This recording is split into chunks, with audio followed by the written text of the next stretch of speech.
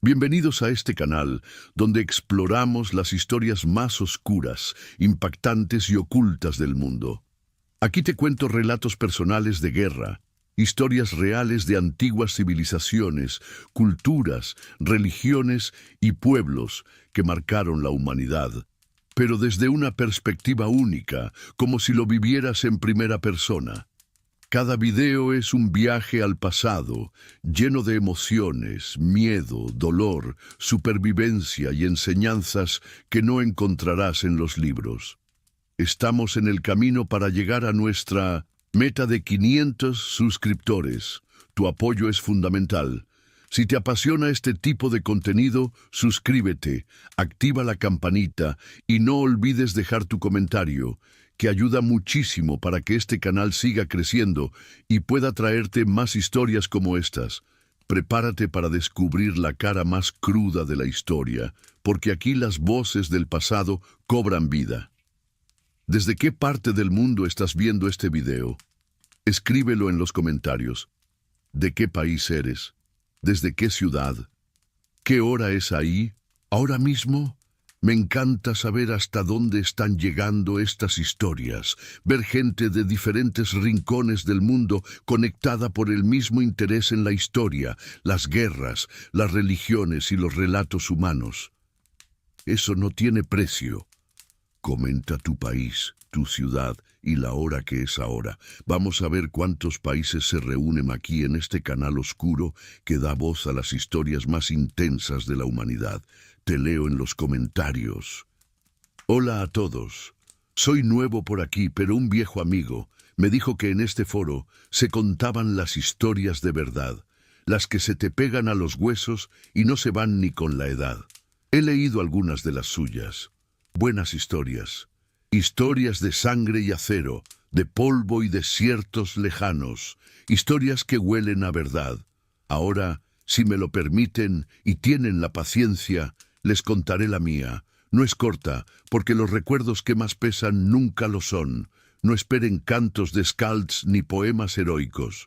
La poesía es para los que no sintieron el aliento del de al lado morir en el muro de escudos, salpicándote la cara con su último suspiro caliente. Esto es solo lo que un par de ojos vieron y lo que un corazón, que en ese entonces era joven y estúpido, sintió. Pasó hace tantos años que ya casi soy un fantasma, pero el recuerdo de aquellos días es más real que el pan que comí esta mañana. Fue la vez que seguimos a Argimiro, al que llamaban el Intrépido. Vaya si le hacía honor al nombre. Él nos llevó al mismísimo corazón de la bestia. Todo empezó en el frío que cala hondo, ese que se te mete en el tuétano antes de que el sol decida si va a salir o no. Estábamos en los barcos, más de 100 dracars, tantos que si mirabas para atrás, la serpiente de madera y escudos se perdía en la curva del río. Era un bosque de mástiles y cabezas de dragón que mordían una niebla tan espesa que podías masticarla. El río Sena. Para los francos era una vena que daba vida a su reino. Para nosotros, una daga que íbamos a clavarles en el vientre. Era un camino oscuro y aceitoso que nos llevaba a su nido. París. Yo era un muchacho, quizás 20 inviernos, no más. Mi barba apenas era una sombra rubia en mi cara. Era mi tercer saqueo. Pero los otros habían sido juegos de niños, incursiones en pueblos costeros, cosa de saltar a la playa gritando, asustar a unos pescadores, quemar 4 cabañas, tomar lo que brillaba y volver al mar antes de que el señor local reuniera a sus hombres. Esto era diferente. Esto era entrar en la boca del lobo y contarle los dientes. Navegar río adentro por días, semanas, era una locadura. Una locura de Argimiro. Los veteranos, esos hombres con la piel como cuero viejo y la mirada vacía, mascullaban entre ellos. Sus voces eran como el roce de las piedras.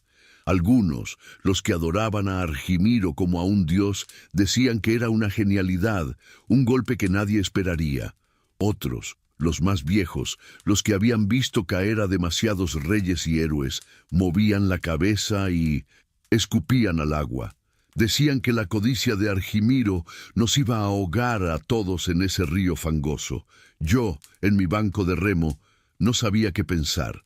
Solo sentía un nudo en el estómago, que era mitad miedo, mitad algo más. Una vibración, una emoción eléctrica que me recorría desde los pies hasta la nuca. Una sed que no era de agua, la sed de demostrar que ya no era un niño. El viaje fue una tortura lenta. El movimiento del remo se hizo parte de mí. Tira, hunde, tira, saca. Mis manos estaban en carne, viva, sangrando, y luego se endurecieron hasta convertirse en garras de cuero. El olor, los dioses no me dejan olvidarlo. Olor a madera mojada, a brea, a sudor rancio de 50 hombres que no se habían lavado en semanas. Olor al pescado salado que se nos pegaba en la garganta y al pan tan duro que lo mojábamos en el agua del río para poder tragarlo. Y el olor de nosotros mismos, de la mierda y el orín que iban a parar directamente al agua por la borda. Éramos una plaga flotante. A mi lado, en el banco de remo, estaba Ketil, un tipo grande, con una barba tan roja que parecía que siempre estaba ardiendo y unos brazos como troncos de roble. Era su quinto viaje con Argimiro. Él parecía inmune al miedo, o lo escondía muy bien. A veces, mientras remábamos en un silencio casi absoluto, solo roto por el crujido de la madera y el chapoteo rítmico, él hablaba. «¿Ves esa niebla, muchacho?», me dijo una mañana, su voz un gruñido bajo que apenas se oía por encima del agua. Asentí. Así es la mente de su rey, llena de fantasmas. Nuestros espías dicen que se llama Carlos y que le tiemblan las manos cuando oye nuestro nombre. No sabe si somos 100 o 10.000, no sabe si venimos a quemar su ciudad o a pedirle pan. Y esa duda es nuestra mejor arma. Lo estamos volviendo loco sin haber desenvainado un hacha. Pasábamos por aldeas quemadas, esqueletos negros en la orilla, restos de saqueos anteriores o de avanzadillas nuestras. No se veía un alma, solo el humo perezoso que se pegaba al cielo gris y a veces, cuando el viento soplaba en la dirección correcta, un olor dulzón y nauseabundo a carne vieja. El silencio era lo peor. Era un silencio antinatural, un mundo sin pájaros, sin perros ladrando, sin niños gritando, un mundo muerto. Sabíamos que nos observaban desde la espesura de los bosques. A veces creía ver un brillo metálico, un casco, una figura que se escondía entre los árboles. Eran los ojos del rey temeroso, y nos dejaban pasar. Nos dejaban adentrarnos más y más en su trampa, o en la nuestra. Una noche no podía dormir. La luna era una astilla de hueso en el cielo. Me acerqué a la proa. Ketil estaba allí, afilando su hacha con una piedra. El sonido shh, shh, shh, era casi hipnótico. «No puedes dormir, ¿eh?», dijo sin mirarme. «El silencio es muy ruidoso», respondí. Él se rió, una risa corta y sin alegría. «Es el sonido del miedo, el de ellos, y un poco del nuestro. Es normal, muchacho. Si no tuvieras miedo, serías un idiota. El truco es no dejar que te gobierne. El miedo te mantiene alerta, úsalo. Deja que te diga cuándo agacharte, cuándo correr, pero nunca dejes que te diga que te quedes quieto». Y entonces, un día, tras una curva del río, la vimos. Primero fueron las torres, 2 moles de piedra gris que flanqueaban un puente enorme fortificado. Nunca había visto una construcción humana tan grande. Parecía hecha por gigantes para detener el avance de un ejército de dioses. Y detrás de ellas, como una bestia dormida, la ciudad.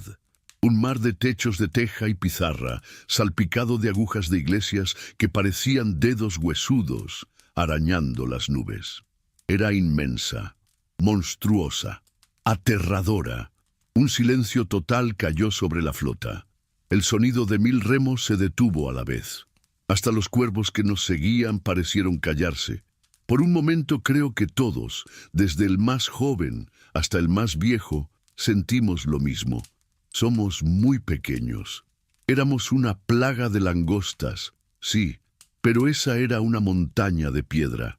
Argimiro estaba en su barco, el serpiente del mar, en el centro de la formación. Se puso de pie. No era un hombre alto, pero tenía una presencia que te aplastaba. No gritó. No dio un discurso de esos que cantan los Skalds. Solo levantó su hacha, una bestia de doble filo llamada rompehuesos, y la apuntó hacia el puente. La mantuvo en alto, inmóvil. Ese simple gesto fue como un rayo en un día despejado. Un rugido se levantó de 100 barcos. Empezó como un murmullo y creció hasta convertirse en un trueno. Un solo grito, animal, gutural, que hizo temblar el aire y espantó a las aves de la orilla. Era el sonido de 1000 hombres decidiendo que preferían morir a retroceder. El miedo no se fue, se transformó. Se convirtió en furia, en codicia, en una locura colectiva. Íbamos a tomarla. Íbamos a romperla en pedazos y a llevarnos sus tesoros o a morir ahogados en nuestro propio vómito. Ya no había vuelta atrás. El día del ataque es una cicatriz en mi memoria, un torbellino de sangre, gritos y ruido metálico. Desembarcamos en la orilla sur, en un caos de órdenes a gritos y hombres saltando al agua fangosa. El plan era simple y brutal. Tomar el puente fortificado para poder cruzar a la isla, al corazón de la ciudad. Era un cuello de botella, una picadora de carne. «Muro de escudos, formación», gritó Hastein, el jarl de mi grupo, un hombre cuya cara parecía un mapa de cicatrices. Corrimos. El suelo estaba embarrado y resbaladizo. Sentía el peso de mi escudo de madera de tilo, del hacha en mi mano, de la cota de malla pegada a mi piel sudada y fría. El corazón me latía tan fuerte en el pecho que creía que se me iba a salir por la boca. Nos juntamos, hombro con hombro, escudo entrelazado con escudo. Yo estaba en la segunda fila, una posición supuestamente más segura. Podía ver por encima del hombro del hombre que tenía delante, un tipo llamado Finn que no paraba de rezarle en voz baja a no sé qué Dios, con los nudillos blancos de apretar su escudo. Delante de nosotros, el puente, y sobre él los francos. Cientos de ellos brillaban bajo el sol pálido con sus cascos y sus cotas de malla. Tenían ballestas y sabían usarlas. La primera descarga sonó como el zumbido de 1000 avispas furiosas. Fue un sonido que nunca olvidaré. Inmediatamente después, el thump, thump, thump sordo y repetitivo de los virotes de ballesta golpeando la madera de nuestros escudos. Algunos eran tan potentes que atravesaban la primera capa de madera. Gritos. A mi derecha, un hombre soltó un quejido ahogado y se desplomó. Tenía un virote clavado en la garganta justo por encima del borde del escudo. La sangre brotaba a borbotones. No hubo tiempo ni de pensar en él. «¡Empujen!», rugía Hastein. «¡Empujen o moriremos aquí como perros!». Y empujamos. Éramos una sola bestia de madera y acero, una tortuga gigante que se movía lenta, pesada, sobre el barro y la hierba pisoteada. El ruido era ensordecedor. Los gritos nuestros, los gritos de ellos en su lengua extraña, el constante martilleo de las flechas y los virotes, el sonido metálico de las armas. Llegamos a la base de la torre del puente, y ahí empezó el verdadero infierno.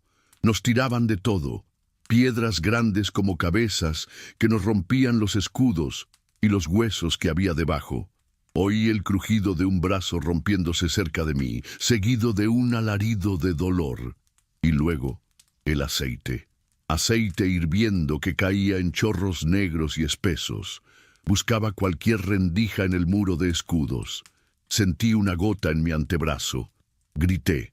Fue un dolor agudo, blanco, como si me hubieran clavado un hierro al rojo vivo. El olor a carne quemada era el de nuestra propia piel. Finn, el hombre delante de mí, se detuvo de repente. Su casco se abolló como si fuera de tela cuando una piedra le impactó de lleno. El sonido fue sordo, húmedo, cayó hacia atrás, sin un solo gemido, y su peso me arrastró con él. Caí de espaldas en el barro. Por un segundo, el mundo se detuvo. Vi el cielo gris, las caras desencajadas de mis compañeros, el rostro sin vida de Finn con los ojos abiertos y llenos de sorpresa. El pánico me heló, un pánico frío y paralizante. Iba a morir ahí, aplastado en el fango, pisoteado por mis propios compañeros. Una mano de hierro me agarró del cuello de la cota de malla y me levantó de un tirón. Me puso de pie como si fuera un muñeco de trapo. Era Ketil. Su cara era una máscara de furia y barro. «Levanta tu puto escudo o nos matan a todos», me rugió, y su aliento olía a sangre y a miedo. Obedecí. Volví a la formación, ciego de rabia y terror. La primera fila intentaba romper la enorme puerta de roble de la torre con un ariete improvisado con una viga. ¡Bum! El sonido retumbaba en mis huesos, pero la puerta no cedía.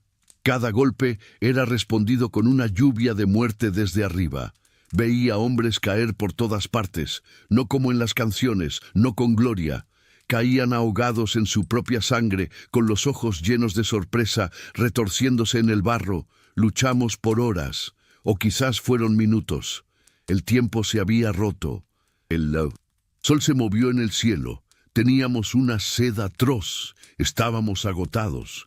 La adrenalina se había quemado y ahora solo quedaba un cansancio pesado, mortal. El ataque se había estancado. No podíamos avanzar y no podíamos retroceder. Entonces, el sonido largo y lastimero del cuerno de retirada de Argimiro fue una humillación peor que cualquier herida. Tuvimos que retroceder, arrastrando a nuestros heridos como podíamos, dejando atrás un reguero de muertos. Los francos gritaban desde las murallas, burlándose de nosotros en su lengua incomprensible, pero el tono era universal. Volvimos a los barcos rotos, ensangrentados y derrotados. Esa noche fue la más larga de mi vida. El campamento era un infierno en miniatura. Los gritos de los heridos eran una sinfonía macabra que no se detuvo en toda la noche. No teníamos suficientes sanadores. Los hombres con quemaduras graves por el aceite eran los peores. Su piel se desprendía en jirones. Hombres con miembros rotos, con virotes clavados en el cuerpo. El olor a sangre, a pus y a muerte se mezclaba con el del río. La moral estaba hecha pedazos. Oíamos a los hombres discutir en voz baja, en grupos. Argimiro nos trajo a morir. La ciudad es demasiado fuerte. Deberíamos irnos con lo que hemos saqueado por el camino. Por primera vez vi la duda en los ojos de los veteranos. El gran Argimiro se había equivocado. Su leyenda se estaba agrietando. Yo me senté junto al río, intentando limpiar la sangre de Finn de mi túnica con agua fría. No salía. Ketil se sentó a mi lado, no dijo nada por un largo rato, solo miraba las luces de la ciudad, que brillaban desafiantes al otro lado del agua, como ojos amarillos de un lobo. «Mañana será otro día», dijo al fin, su voz ronca. «Mañana moriremos todos», respondí yo con la voz rota por el cansancio y el dolor. «No podemos tomarla, Ketil. Son demasiados. Sus muros son demasiado altos». Él me miró. Sus ojos en la oscuridad parecían brasas. «Tomar una ciudad no es solo romper una. Puerta, muchacho. A veces la batalla no se libra con hachas, sino con paciencia. Es romper la voluntad del que está dentro. Argimiro no ha terminado. Aún no. No le creí. Pensé que solo intentaba darse ánimos a sí mismo. Pero al día siguiente, Argimiro no ordenó un segundo asalto suicida. En vez de eso, ordenó algo mucho más cruel. Dividió nuestras fuerzas. Una parte se quedó acampando frente a la ciudad, a la vista de todos, manteniendo el asedio visible, haciendo ruido, manteniendo la impresión. La otra, la más grande, se dedicó a arrasar todo lo que había en leguas a la redonda. Yo fui con el segundo grupo. Durante días, Navegamos por los afluentes del Sena. Nos convertimos en la pesadilla de la región. Quemamos monasterios que llevaban siglos en pie. Sus bibliotecas, llenas de libros que no podíamos leer, ardieron durante días. Entramos en granjas y pueblos. Fue brutal, despiadado. Hoy, con esta edad, me avergüenzo. Veía el terror en los ojos de los campesinos. No eran guerreros, eran solo gente, pero la rabia de nuestra derrota y el olor a sangre fresca nos habían convertido en bestias. Volvimos al campamento principal cargados de botín, pero no era plata ni oro, era comida sobre todo. Y entonces entendí el plan de Argimiro. No iba a tomar la ciudad por la fuerza, iba a estrangularla, iba a matarla de hambre y de miedo, mostrando a sus habitantes lo que le esperaba al resto de su reino. Mientras tanto, en nuestro campamento, el enemigo invisible atacó. Etón, plaga. La llamábamos la mierda de sangre, disentería, por beber el agua sucia del río, contaminada por nuestros propios desechos y por los cadáveres que habíamos tirado. Hombres que habían sobrevivido a las flechas y al aceite hirviendo morían ahora en sus propias tiendas, retorciéndose de dolor abdominal, débiles, delirando. Cada día enterrábamos a más de los nuestros en fosas comunes y mal cavadas. El hedor a enfermedad era constante, se te pegaba a la ropa y a la piel. Estábamos atrapados. Delante, una ciudad inexpugnable. Detrás, un río que nos traía la muerte, y entre nosotros la enfermedad nos devoraba. La tensión era insoportable, las peleas estallaban por un trozo de pan rancio. La duda sobre Argimiro se convirtió en un murmullo de traición. Él parecía no darse cuenta, o no le importaba. Cada día se paseaba por el campamento, con la misma calma desesperante. Miraba a los enfermos a los ojos, hablaba con los jarls, afilaba su hacha mirando las murallas de París. Su calma era un insulto a nuestro sufrimiento. Era inhumana. ¿No veía que nos estábamos pudriendo vivos? Un día, un grupo de francos intentó una salida desesperada. Atacaron nuestro campamento por sorpresa al amanecer. Luchamos en el barro, entre las tiendas, medio vestidos y medio dormidos. Fue una carnicería caótica y fea. Los rechazamos, pero perdimos más hombres. Yo mismo recibí un tajo en la pierna. No fue profundo, pero el miedo a que la herida se infectara con la mugre del campamento era peor que el dolor. Estábamos al límite. Creo que un día más, y el ejército se habría desintegrado. Los hombres habrían tomado los barcos y se habrían ido, con o sin Argimiro. Se sentía en el aire. La rebelión estaba a un suspiro de distancia. Y entonces sucedió. Una mañana el vigía gritó. Vimos un estandarte blanco en la muralla principal de la ciudad. Un silencio total y repentino cayó sobre el campamento. Hasta los moribundos parecieron callar. ¿Una trampa? ¿Una rendición? Poco después, una barca cruzó el río. En ella iban varios hombres vestidos con ropas finas de seda y un obispo con una gran cruz de oro que brillaba al sol. Desembarcaron y pidieron hablar con nuestro líder, con una mezcla de arrogancia y miedo en sus caras. Argimiro los recibió sentado en un tronco, junto a la fosa común más reciente. Ni siquiera se levantó. Dejó que se acercaran a él, que olieran la muerte de nuestro campamento. Los francos, claramente nerviosos, se pararon frente a él. No podíamos oír lo que decían, pero veíamos sus gestos. Hablaban mucho, movían las manos, señalaban a la ciudad, luego a nuestros barcos. Argimiro solo escuchaba, inmóvil como una estatua de piedra, con la barbilla apoyada en el puño. La negociación duró una eternidad. El sol estaba alto cuando terminaron. Los francos se fueron, con cara de haber visto al mismo Loki. Argimiro se levantó y se dirigió a nosotros. Y por primera vez en semanas, habló para que todos lo oyéramos. Su voz no era fuerte, pero cortaba el aire como el filo de su hacha. El rey Carlos, el temeroso, nos ofrece un regalo para que dejemos sus tierras en paz, dijo. Hizo una pausa, saboreando el momento. El silencio era tan profundo que podía oír mi propia sangre latiendo en mis oídos. Nos ofrece 7.000 libras de plata. Hubo un segundo de incredulidad colectiva. 7.000 libras. Era una cifra astronómica, mítica, una fortuna que ninguno de nosotros podía ni empezar a imaginar. Y entonces el campamento explotó. Fue una catarsis. Los hombres gritaban, reían, lloraban, se abrazaban, levantaban sus armas oxidadas al cielo. Vi a veteranos curtidos caer de rodillas y golpear el suelo con los puños. El alivio fue tan inmenso, tan violento, que casi nos ahoga. Pasamos de la desesperación más absoluta a la euforia más salvaje en un instante.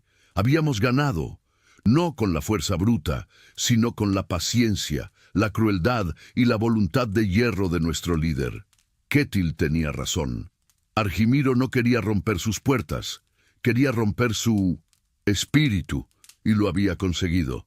El rey temeroso había pagado para no tener que luchar. Los días siguientes fueron surreales. Vimos cómo sacaban carros y carros de la ciudad, cargados hasta los topes con plata, lingotes, monedas, joyas, platos, copas, candelabros, crucifijos de plata maciza arrancados de las iglesias. Lo amontonaron todo en la orilla. Brillaba bajo el sol como una montaña de nieve sagrada. Nosotros, sucios, enfermos, con la ropa hecha jirones y el olor a muerte pegado a... Nosotros nos quedamos mirando. Toqué un lingote. Estaba frío y pesado. Real. Era la imagen de la victoria. No una victoria gloriosa, sino una victoria de depredadores. El rey de ellos, Carlos, se asomó a las murallas para ver cómo se llevaban el tesoro de su reino. Era una figura pequeña, patética, lejana. Sentimos un desprecio profundo por él. Un hombre que paga a sus enemigos en lugar de enfrentarse a ellos no merece ser rey. Cargar la plata en los barcos fue un trabajo gozoso y agotador. Los drácars se hundían peligrosamente en el agua bajo el peso del tesoro. Pero nadie se quejaba. Cada lingote que levantábamos era la prueba de que nuestro sufrimiento había valido la pena. El viaje de vuelta fue muy diferente al de ida. Navegábamos despacio, pesados de plata y de fantasmas. Los barcos estaban más vacíos de hombres, pero llenos de riqueza. Ya no había tensión, solo un agotamiento profundo y una extraña melancolía. Pasábamos por los mismos lugares que habíamos aterrorizado, pero ahora todo estaba en un silencio de tumba. Miraba los bancos vacíos a mi alrededor, el lugar donde se sentaba Finn, el de otros cuyos nombres ya empezaba a olvidar. Teníamos la plata, sí, pero habíamos pagado un precio en sangre y en algo más, en un trozo de nosotros mismos que se quedó en el barro de aquel puente. Cuando por fin vimos el mar abierto, un grito ronco de alegría recorrió la flota. Estábamos en casa, estábamos a salvo, éramos ricos. Esa plata cambió mi vida. Con mi parte, compré estas tierras. Me casé con una buena mujer, tuve hijos y ahora nietos que corretean por aquí sin saber lo que costó cada terrón de este suelo. Nunca más tuve que pasar hambre ni frío, pero aquí estoy. Un viejo con las manos nudosas y la espalda dolorida, y les juro que a veces, por la noche, cuando el viento sopla fuerte contra los postigos, todavía oigo los gritos en el puente, todavía huelo el aceite hirviendo y la sangre en el barro, todavía siento el peso del escudo de Finn cayendo sobre mí y el frío del pánico en la boca del estómago. Ganamos. Humillamos a un rey y saqueamos la ciudad más grande que habíamos visto. Nuestro nombre, el nombre de Argimiro, se convirtió en una leyenda de terror en esas tierras. Pero cuando cierro los ojos, no veo la montaña de plata.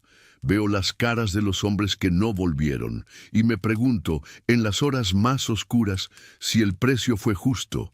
Esa es mi historia. Eso fue lo que vi. con todo el detalle que un viejo puede recordar.